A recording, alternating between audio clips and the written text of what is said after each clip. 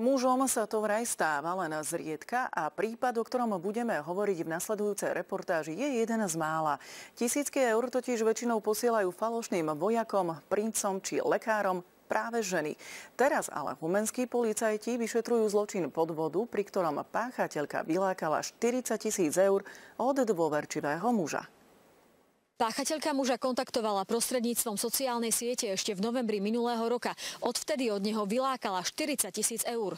To sú ľudia, ktorí dokážu obalamútiť človeka. Muž zo svojho bankového účtu jej zasielal peniaze na účet. Neskôr tejto osobe poskytol aj prístupové údaje k svojmu bankovému účtu. Peniaze jej odovzdal raz aj osobne. 10 000 eur vložil do obálky a dal počas stretnutia v Humennom. Došlo aj k tomu, že osoba si vzala pôžičku na jeho meno prostredníctvom jeho účtu a to vo výške 18 500 eur.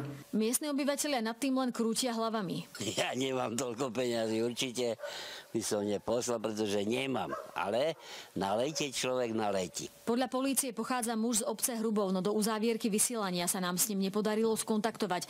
Humenský vyšetrovateľ vedie trestné stíhanie vo veci zločinu podvodu.